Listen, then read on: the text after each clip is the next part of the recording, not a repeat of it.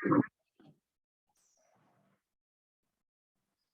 semuanya, nama saya Gia Prana Sembiring, NIM saya 1902010013 dari Akuntansi Perpajakan semester 6.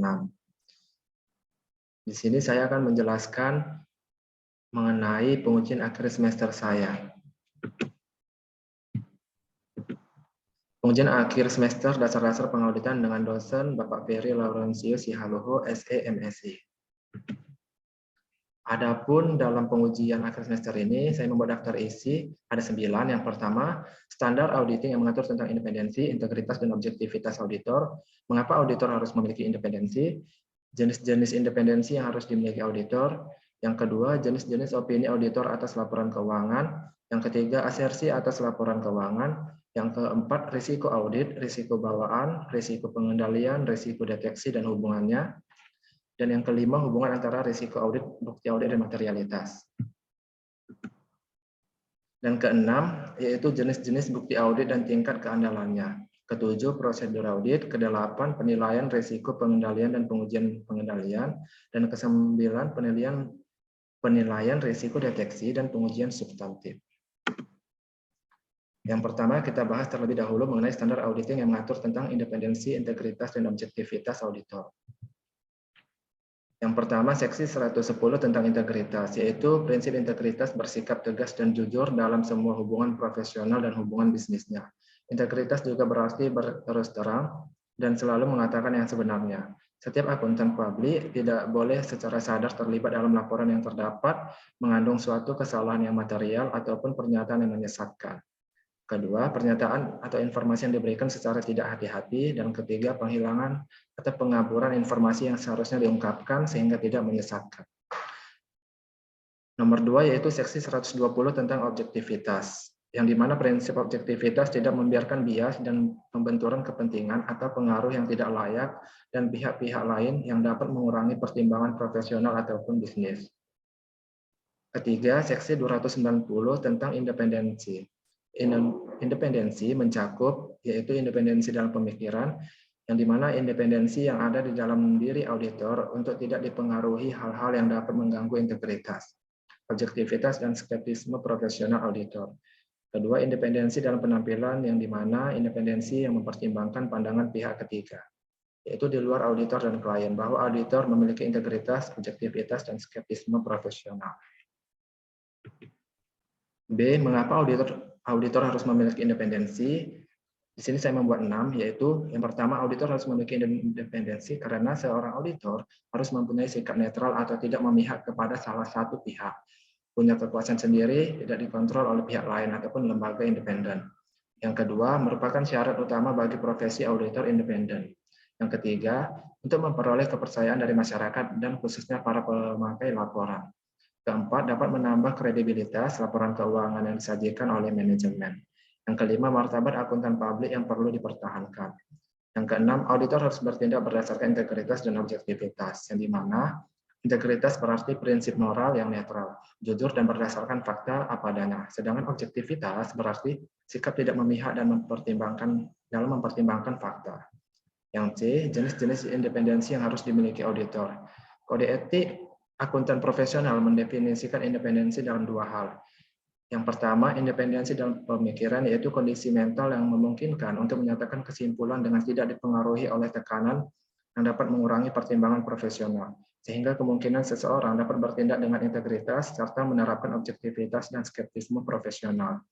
Yang kedua, independensi dalam penampilan, yaitu penghindaran fakta dan keadaan yang sangat signifikan, sehingga pihak ketiga yang rasional dan memiliki informasi yang cukup dan mempertimbangkan semua fakta dan keadaan tertentu, dan menyimpulkan bahwa integritas, objektivitas, dan skeptisme profesional dari kantor akuntan atau anggota audit telah berkurang.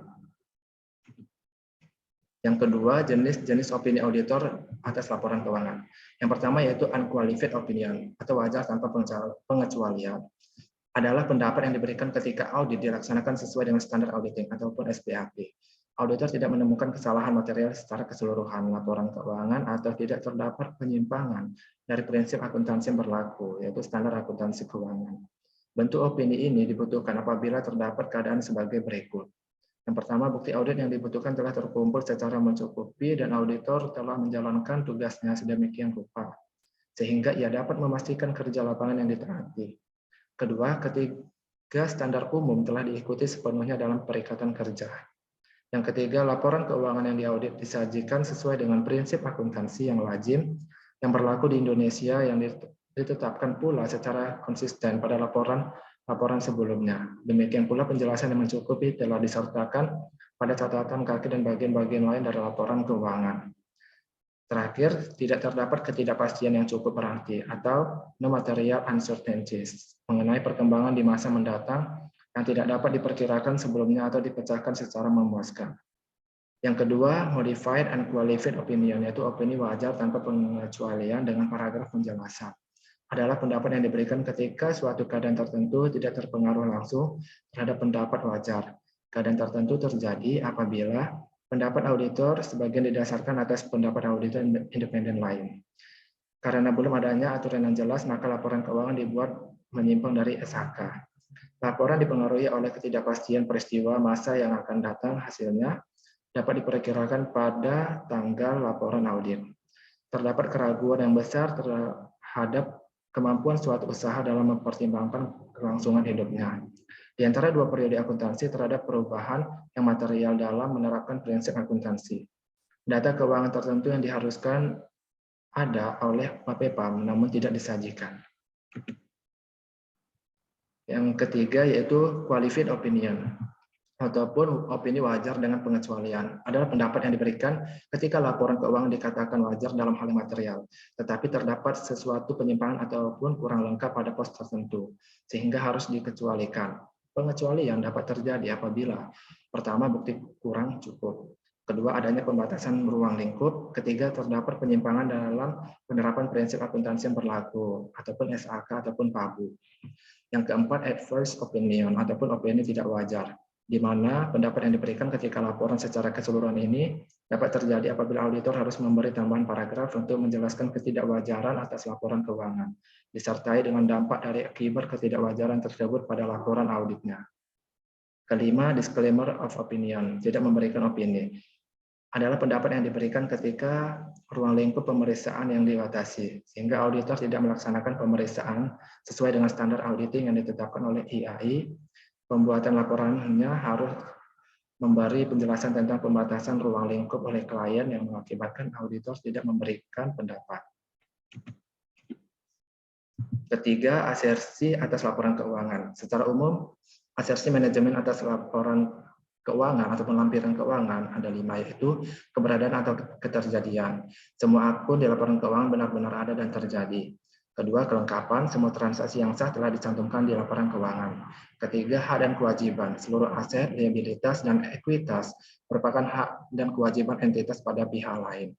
Keempat, penilaian atau alokasi, seluruh data yang tercantum di laporan keuangan, data dan akun, telah dinilai dan dialokasikan sesuai dengan PABU.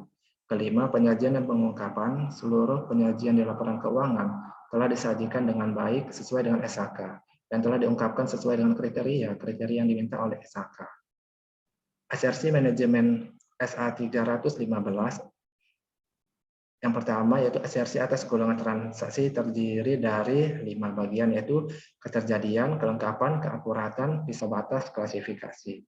Kedua, asersi atas saldo akun terdiri dari 4, yaitu eksistensi atau keberadaan, hak dan kewajiban, kelengkapan, penilaian, dan pengalokasian. Yang ketiga, asersi tentang penyajian dan pengungkapan, terdiri dari 4, yaitu keterjadian serta hak dan kewajiban, kelengkapan, klasifikasi dan keterpahaman, keakurasian, dan penilaian. Asersi atas golongan transaksi terdiri dari 5, yaitu keterjadian, yang dimana transaksi dan peristiwa yang telah dibukukan telah terjadi dan terkait entitas. Yang kedua, kelengkapan, seluruh bukti transaksi yang sah seluruhnya telah dibukukan. Yang ketiga, keakurasian, jumlah dan data-data lainnya terkait transaksi yang sah dibukukan telah dicatat secara akurat ataupun tepat. Keempat, bisa batas ataupun cut off. Seluruh transaksi telah dicatat atau dibukukan pada periode yang tepat. Kelima, klasifikasi. Transaksi telah diklasifikasikan dalam akun yang tepat. Asersi tentang penyajian dan pengungkapan terdiri dari 4, yaitu keterjadian serta hak dan pengungkapan. Peristiwa, transaksi, atau hal-hal lain yang diungkapkan telah terjadi dan berkaitan dengan hak dan kewajiban entitas. Kedua, kelengkapan, yaitu seluruh peristiwa, transaksi, dan hal-hal lain yang sah telah disajikan dan diungkapkan di laporan keuangan. Ketiga, klasifikasi dan keterpahaman. Informasi keuangan yang disajikan dan dijelaskan secara tepat serta pengungkapan disajikan secara jelas. Keempat, keakuratan dan penilaian. Informasi keuangan dan informasi lainnya diungkapkan secara wajar dan pada jumlah yang tepat. Asersi atas saldo akun terdiri dari 4 juga, yang dimana eksistensi atau keberadaan adalah aset, liabilitas, dan kewajiban ada pada tanggal neraca. Yang kedua, hak dan kewajiban. Seluruh aset yang tercantum di laporan keuangan merupakan hak entitas dan seluruh liabilitas di laporan keuangan merupakan kewajiban entitas. Yang ketiga, kelengkapan. Seluruh aset, kewajiban, dan ekuitas yang sah telah dicatat. Keempat, penilaian dan pengalokasian, yaitu seluruh aset, kewajiban, dan ekuitas dan dialokasikan secara tepat sesuai dengan pagu. Keempat, risiko audit, risiko bawaan, risiko penilaian, risiko deteksi, dan hubungannya.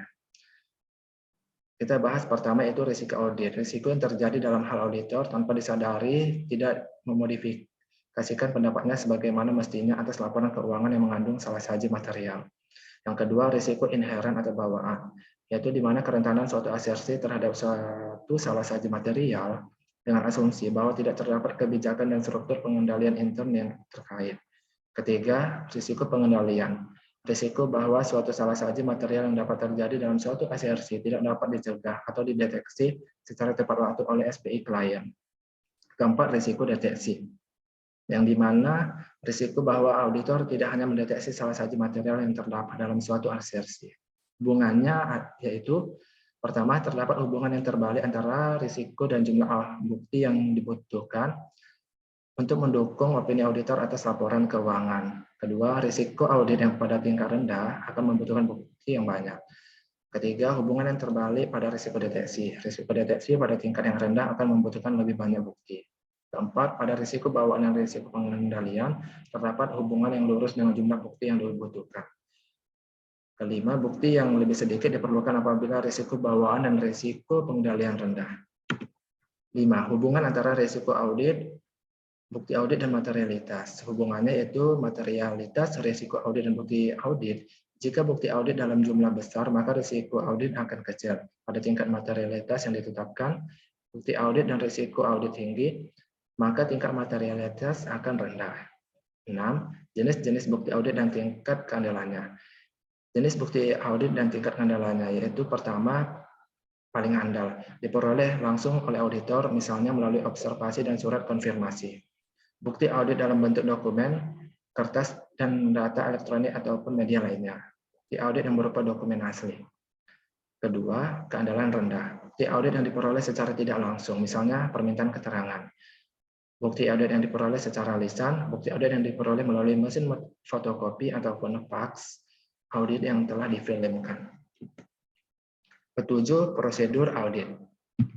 Dalam prosedur audit terdapat pertama, prosedur analitikal, yaitu mencakup pertimbangan atas perbandingan informasi keuangan atau non-keuangan entitas dengan, misalnya, informasi komparatif periode lalu, anggaran, perakiraan atau ekspektasi auditor seperti estimasi penyusutan, informasi industri sejenis, seperti perbandingan rasio penjualan entitas terhadap piutang usaha dengan rata-rata rasio industri ataupun dengan entitas lain yang memiliki ukuran sebanding dalam industri.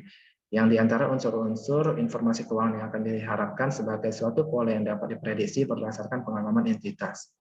Antara informasi keuangan dan informasi non-keuangan, seperti hubungan antara beban gaji dan jumlah karyawan, prosedur analitikal dilakukan pada saat melakukan perencanaan audit, saat pengujian substantif, dan pada penyelesaian audit.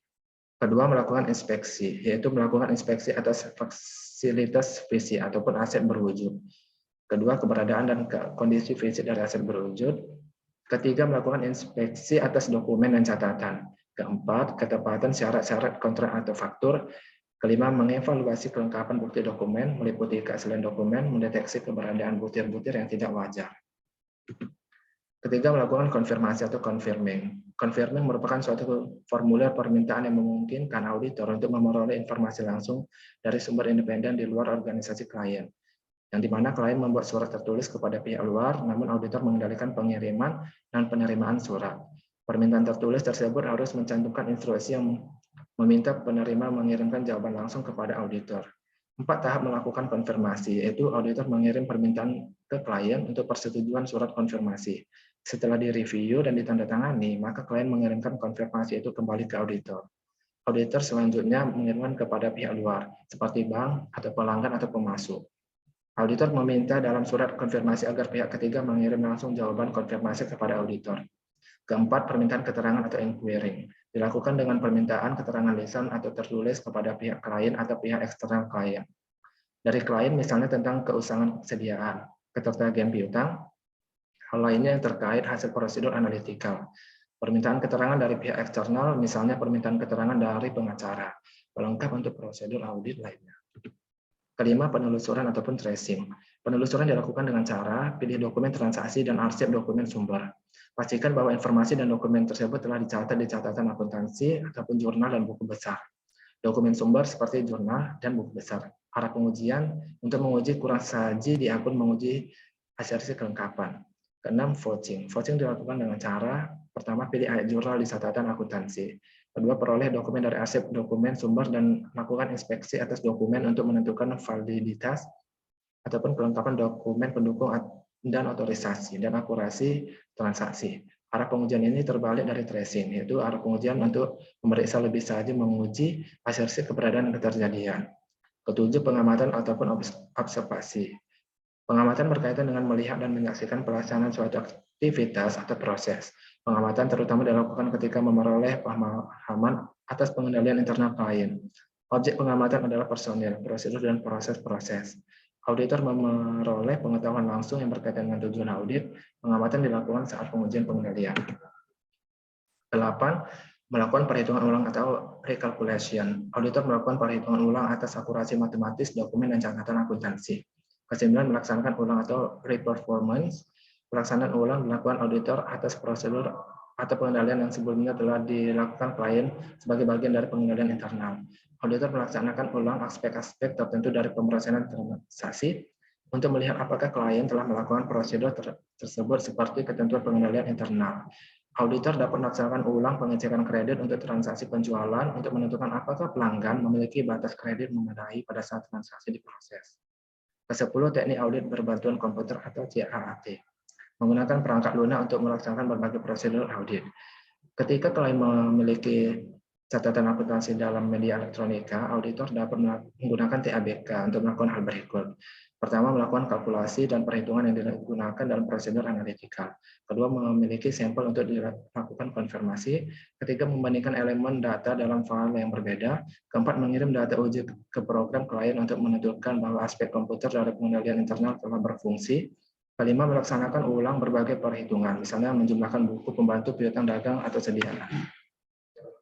8. Penilaian risiko pengendalian dan pengujian pengendalian. Menilai risiko pengendalian secara periodik, manajemen wajib mengidentifikasi dan menganalisis risiko yang dihadapi setiap bagian, sehingga dapat diantisipasi dengan pengendalian yang memadai dan tepat waktu. Adapun langkah-langkah dalam menilai risiko pengendalian ada sebagai berikut.